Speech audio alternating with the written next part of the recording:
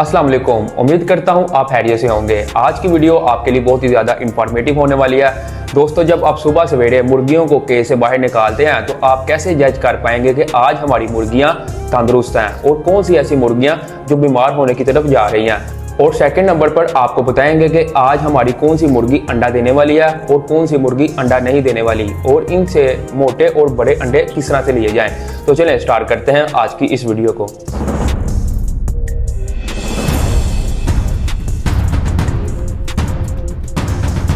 दोस्तों के माइंड में ये होता है कि हमारी मुर्गी, मुर्गा और चूजा वगैरह दाना खा रहे हैं तो इसका मतलब है हमारे परिंदे तंदुरुस्त हैं। नहीं दोस्तों, ऐसा नहीं है। आपको तब आइडिया होता है जब परिंदा लास्ट स्टेज पर पहुंच जाता है। मुर्गियां, मुर्गे और चूजे बीमार होने से 2 से 3 दिन पहले दाना वगैरह खाते तो रहते हैं, लेकिन उन पर इन्फेक्शन हो गया होता है। अगर आप डेली रूटीन में अपने बर्ड्स को देखते हैं, उन्हें दाना वगैरह डालते हैं, तो आप बहुत ही जल्दी गैस कर पाएंगे कि आज हमारी कौन सी मुर्गी बीमार हो रही है और कौन सी मुर्गी हमारी तंदुरुस्त है। दोस्तों, जब सुबह सवेरे आप परिंदों को मतलब मुर्गियां वगैरह को केज से बाहर निकालते हैं तो आप जज कर पाएंगे कि आज हमारी कौन सी मुर्गी बीमार हो रही है। उसका ट्रीटमेंट आपने तब से ही स्टार्ट कर देना है। अगर उसका ट्रीटमेंट नहीं करेंगे तो वो अपने साथ दूसरे परिंदों को भी बीमार कर देगी। दोस्तों, जब आपने अपने बर्ड्स को गैस करना है तो केज से थोड़ा दूर दाना डालें, और जब आप दाना डाल रहे हो तो मुर्गियां देख रही हो, मतलब ये कि उनको केज से बाहर निकालने से पहले उनकी फीड वगैरह, उनका पानी वगैरह आपने रेडी कर लेना है, और ये वो सब कुछ देख रही हो। और जिस टाइम आप पहले निकालते हैं उससे 15 से 20 मिनट लेट निकालना है। जो सा फर्स्ट साइन बताने जा रहा हूँ, जब आप केज का डोर ओपन करेंगे तो सबसे पहले आपने इनकी स्पीड देखनी है, कौन किस तरह से किस चाल में जा रहा है। और जिस बर्ड पर इन्फेक्शन होना स्टार्ट हो रहा है वो बहुत ही लेजी होगा, उसके पर थोड़े थोड़े डाउन हो गए। दाना वगैरह तो वो खाएगा, लेकिन आपने उस बर्ड को, उस मुर्गी परिंदे को अपने हाथों में पकड़ लेना है। और दोस्तों, जब आपने उसे पकड़ना है तो वो इजीली पकड़ा जाएगा। जो एक्टिव मुर्गी या मुर्गा होगा, एक तो वो आपसे पकड़ा नहीं जाएगा, और जब पकड़ा जाएगा तो अपने आप को आपसे छुड़वाने की कोशिश करेगा, बार बार पर मारेगा और ऊंचा ऊंचा शोर मचाएगा। दोस्तों, सबसे पहले आपने ये कंडीशन देखनी है, जिस बर्ड पर इन्फेक्शन हो रहा है उसमें ये साइन देखना है जब आपने उसे पकड़ना है उसका क्या रिएक्ट था। और इस रिएक्ट को देखने के बाद सेकंड नंबर पर आपने इनकी पोट को देखना है, जहाँ इनका दाना वगैरह जाकर इकट्ठा होता है और फिर वहाँ से हजम होना स्टार्ट होता है। इनके पोटे को चेक करना है, जो खुराक इन्होंने कल खाई थी वो सारी रात में हजम हुई कि नहीं। अगर उनकी पोट में दाने वगैरह हुए या जो उन्होंने कल खाया था वो खुराक बकाया हुई, तो समझ जाए कि दोस्तों 110% वो परिंदा बीमार होने की तरफ जा रहा है, उस पर इन्फेक्शन होना स्टार्ट हो गया है। और थर्ड नंबर पर आपने इनका टेम्परेचर देखना है, और फिर आपने इस बर्ड के टेम्परेचर को देखना है। तो आपने इनके परों के नीचे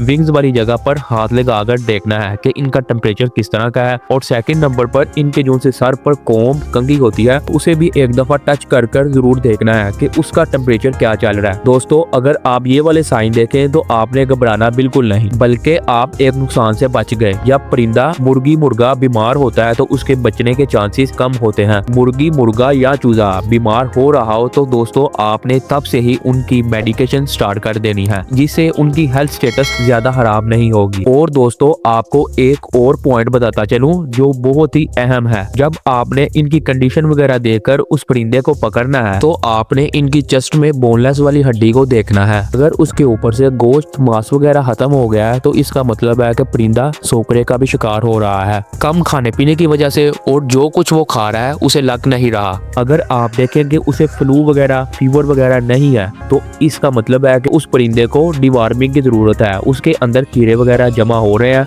जो उसे खुराक नहीं लगने दे रहे। ये कंडीशन दोस्तों अगर आप देखें तो आपने उसका डाइट प्लान और अच्छा कर देना है, प्रोटीन, कैल्शियम की मिकदार बढ़ा देनी है, जिससे उनकी बॉडी स्टेबल रह सके। दोस्तों, ये सिचुएशंस जो आपको बताई हैं, एक परिंदे के बीमार होने से पहले आपको ये साइन देखने को मिलेंगे। अगर आप बर्ड लवर हैं तो आपको खुद आइडिया हो जाएगा। डेली रूटीन में उन्हें देखते हैं, उनका दाना पानी करते हैं, उनका डाइट प्लान अच्छा रखा हुआ है। दोस्तों, ये टेस्ट आपने सुबह ही करना है जब आप मुर्गियों को केज से बाहर निकालते हैं। और दोस्तों, अब आपको बताएंगे कि कैसे आप गैस कर पाएंगे कि मुर्गी आज अंडा देगी या नहीं। दोस्तों, दोस्तों जब मुर्गी ने अंडा देना हो तो 1 से 1.5 घंटा पहले जगह ढूंढनी शुरू कर देती है। इसको एक तो अंधेरे वाली जगह चाहिए होती है और दूसरा जहाँ इसने अंडा देना है वो जगह नरम हो। और दोस्तों तीसरा साइन आपको ये देखने को मिलेगा, जहाँ पर इसने अंडा देना है वो कभी उस जगह पर जाकर बैठेगी, कभी बाहर आ जाएगी, कभी जाकर बैठेगी, कभी इधर उधर घूमेगी, मतलब कि उस जगह के इर्द गिर्द ही चक्कर लगाती रहेगी। यहाँ तो उस जगह पर बैठ जाएगी, तो इसका मतलब है कि मुर्गी अंडा देने वाली है। और दोस्तों मुर्गियां बेचैनी का भी इजहार करती हैं। जब दोस्तों इन्होंने अंडा देना हो तो ऊंची ऊंची शोर मचाती हैं, तब भी आप गैस कर पाएंगे कि आज मुर्गी अंडा देगी। दोस्तों अगर आप मुर्गी की प्रोटीन और कैल्शियम का ख्याल रखते हैं, जितनी इन्हें चाहिए हो वो पूरी हो, तो मुर्गी के अंदर 24 घंटे अंडा बनने का प्रोसेस चलता है और वो 24 घंटे बाद आपको एक तोहफे के तौर पर अंडा दे देती है। अगर आपने घर में मुर्गियां रखी हुई हैं तो आपको एक टिप बता देता हूँ मोटे, बड़े और ग़िज़ाइयत से भरपूर अंडे हासिल करने की। आपने अपनी मुर्गियों के हिसाब से लेना है गंदम का आटा, उसमें आपने ऐड करना है चोकर को। ये आपको जानवरों के चारे वाली शॉप से मिल जाएगा। ये गंदम की ऊपर वाली लेयर होती है, उसका छिलका उतरता है। आपने 2 हिस्से आटा और 1 हिस्सा चोकर का ऐड करना है और अपनी मुर्गियों के हिसाब से बनाना है। एक मुर्गी के लिए बादाम के साइज की 7 से 8 गोलियां काफी हैं और आपने इसको इस तरह से बनाना है कि ना ज्यादा गीला हो और ना ही ज्यादा खुश्क हो। आपने हफ्ते में 3 से 4 बार ये खुराक भी उन्हें देते रहना है, चाहे उनकी बॉडी की कैल्शियम प्रोटीन पूरी हो भी रही है तो फिर भी दोस्तों आप उन्हें ये यूज करवाया करें, ताकि आपको भी हमारी तरह ग़िज़ाइयत से भरपूर मोटे और बड़े अंडे हासिल हों। और दोस्तों छोटी और बड़ी मुर्गी में आपने फर्क जरूर रखना है। ये नहीं कहना कि बड़ी मुर्गी है इसको ज्यादा डाल लें और छोटी मुर्गी है इसको कम डालें, बल्कि आपकी ये कोशिश होनी चाहिए बड़ी मुर्गी को कम डालें और छोटी मुर्गी को ज्यादा डालें, क्योंकि बड़ी मुर्गी के अंदर पहले ही फैट ज्यादा हो गई है, उसके अंदर चर्बी वगैरह बननी स्टार्ट हो गई है और जो छोटी मुर्गी है उसके अंदर अभी गोश्त बन रहा है। अगर आप इन बातों का ख्याल रखते हैं तो दोस्तों एक तो आपकी मुर्गियां बीमार होने से बच जाएंगी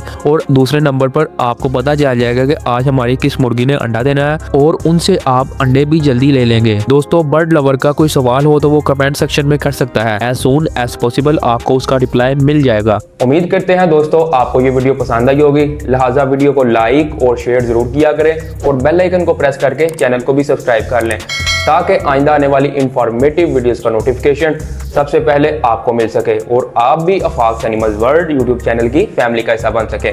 तब तक के लिए हमें दीजिए इजाजत। अपना और अपने पेट्स का खास ख्याल रखें। अल्लाह हाफिज।